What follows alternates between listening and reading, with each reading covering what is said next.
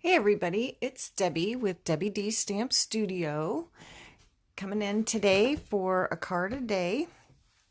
I was sitting at my desk addressing a bunch of cards to send out and going through my bins of cards and thought that I have a lot of really nice cards for the To a Wild Rose set, so that's what I decided to use today for my card. The To a Wild Rose is a two-step stamp set, and I just really love it. It really creates beautiful cards, and one of the new celebration items that they added to the list to choose for free is the Wild Rose dies that coordinate. So we're going to use that today too. And I have one card to make for you, and then I have a few to share with you. So let's get started. And let's see. I have lots of pieces here. I have a Whisper White card base, and then I have a piece of Coastal Cabana. This is from the Brights Designer Series paper collection. It's double-sided, and this has just a bunch of words across it. I have a Whisper White layer. This is the 5 1/4 by 4 that layers just 1/4 of an inch smaller on your card base. And then I have cut from the nesting label dies. These are the nesting label dies. These are in the annual catalog. I've cut one out of Coastal Cabana and then one to layer over the top out of Whisper White. So I'm just going to glue my Whisper White layer down to my card.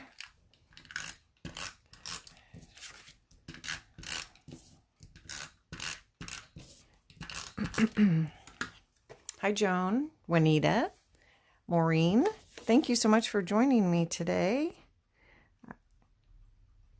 So I've got just a Whisper White card base and then a Whisper White layer. And the stamp set we're using today is the To a Wild Rose. So now I'm going to layer my Coastal Cabana Designer Series paper across the front of this.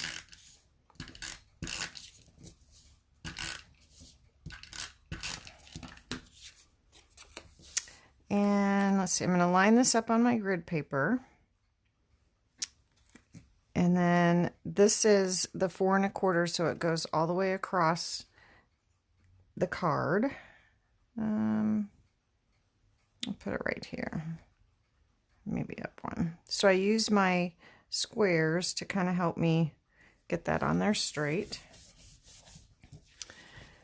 And now from the Wild Rose dies, there's this little trellis, and I've cut a piece of Poppy Parade. Cut that out with Poppy Parade. And I'm going to layer that right on the left-hand side of my card. And since this is a pretty intricate die, I'm going to use my silicone mat, my liquid glue, and a sponge. And just squirt some liquid glue here. And turn this over to the back side. Just spread this out and then tap it, or you don't want to rub it, but just tap it on the back to add your adhesive. Doesn't take much. We'll set that aside. And then we'll go ahead, and I'm lining the bottom of this up to the bottom edge of my layer, but I want to come in just a little bit from the side and then just adhere that down so that'll stick nicely. And then I can go ahead and put these two layers together. So with my snail, you can use your snail or your liquid glue, whichever you prefer. And then this just layers nicely right in the center.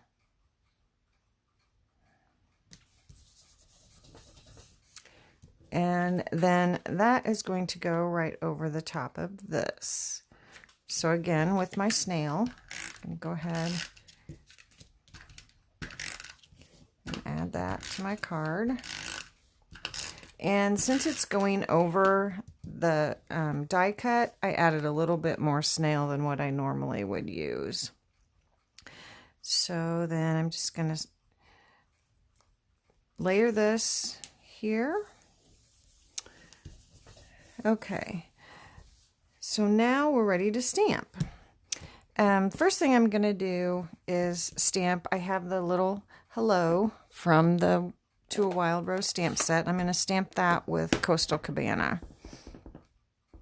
So I'm just going to stamp that right down here on the bottom. So there's that. And then I have a couple scraps of white. I'm going to set this aside. And I'm going to stamp that rose. So for this particular two-step stamping image, I like to stamp the outline of the flower first. And then it helps me so that I can line up the other pieces. So make sure I get that inked up really well. And then just stamp that on my paper. There we go. And so now when I stamp this, the easiest way that I have found to line this up is I look for this petal because it's pretty easy to see. So it's just kind of a different shape and it's easy to spot on your stamp. So after I stamp my outline, then I like to take the detail stamp.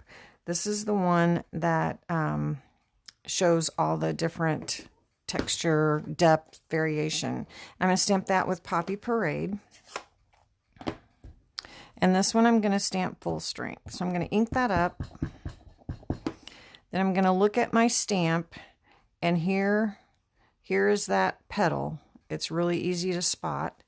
So that is what I'm going to use to line this up. And hopefully I get it fairly straight because I can't see very well from this angle. So we'll stamp that down. Perfect. I love that. And then I have the solid image that I'm going to stamp with Flirty Flamingo. So ink that up. And this time I'm going to stamp off because I don't want that super dark. And I'm going to look for that petal again. And it's right here on this, on the solid image. So line that up and stamp that down. So there is that. I love that so much. So beautiful. And the stamp even has a little bit of texture in it. Kind of looks like almost like a linen texture. So that just gives it all the more beauty. I love it so much. Okay, so now we're going to stamp a leaf. I'm going to do it the same way. I'm going to stamp the outline with my memento first on my other scrap. So ink that up. And then just stamp that on my scrap. And then with Granny Apple Green,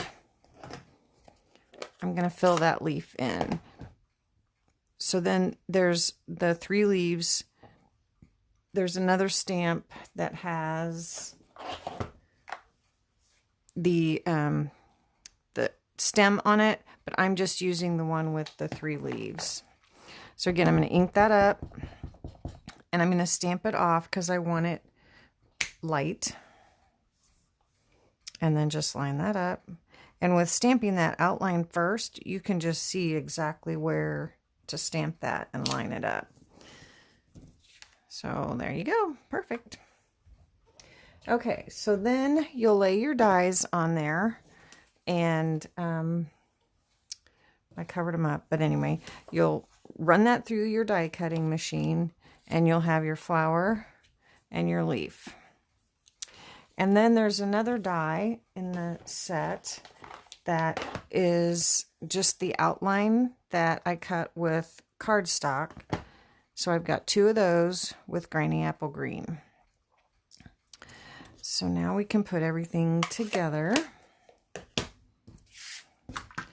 When I started this card, I was just going to do something pretty simple, and it didn't turn out super simple, but I really like the way it turned out. So I'm just going to place my rose on my card where eventually I will glue it down. So I'm going to add my stamped and cut out leaf first. I'm just going to use my Tombow glue because I have this tiny little stem and I want to make sure that it's glued down. And I'm just going to slip this under the flower where I want it to go. And then go ahead and hold that down. And then I'm also going to add one of the little cardstock outlines. And I'm just going to add a little bit of Tombow glue to the stem. And you could use the silicone mat and sponge to add your adhesive to that as well. But I didn't add it to the end. I want it to kind of stick up. Okay, so I'm going to layer that over the stamped leaf and go ahead and press that down. Kind of position that again. And do the same thing with the other cardstock leaf. But this one, if I can get my glue, there we go. This one I'm going to add up at the top. So I'm just going to slip that in right here. And now with my rose, I want to add that with dimensionals. So these are the regular size dimensionals. Just add probably 4 around the outside edge of that.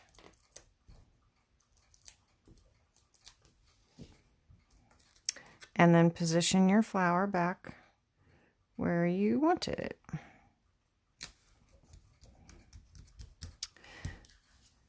Okay, so now we have to add some bling.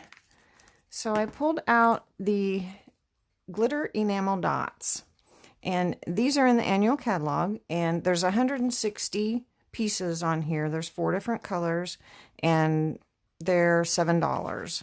So I love these, the Coastal Cabana.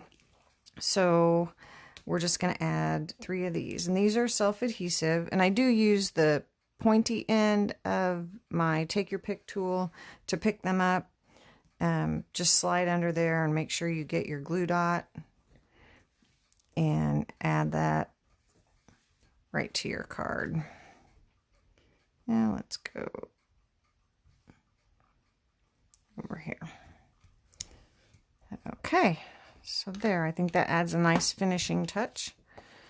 And then give that a fold, and a crease with the bone folder. And there you go. There's To a Wild Rose. That the Wild Rose dies are actually one of the new celebration choices with a $100 order. So the stamp set is $26. So if you order that, you're a quarter of the way there already. So they're really pretty. I just love that set. One of my favorites. I hope it stays in the catalog for a while. So there's that one. And then I have some to share with you that, like I said, I was sitting at my table addressing cards to send out and had a bunch of these and thought that would be a great set to show today. So here's the first one. And this is just stamping right on the paper, not using the die cuts, but the nesting label die is what was used for the the little hello there. And then here's one, again, using the Designer Series paper. This is Pretty Peacock, one of the end colors. And then stamping and using the leaves. And this one, oh, it is stamped off. You just can't see it very well. So I thought that was really pretty. This is stamped on, it is stamped on white. It looks like very vanilla, but it's white. And then use soft sea foam and Pretty Peacock together, which is a pretty combination. And then the self-adhesive sequins. Here's another one, using an embossing folder and stamping the flower with Early Espresso, the outline, and then using Rococo Rose and Petal Pink. So that one I thought was really pretty. And then the little trellisy looking background there. And then this one is just stamped right on the cardstock, and then cutting out a section and popping that up. So that's called the spotlighting technique, and that's a really fun technique.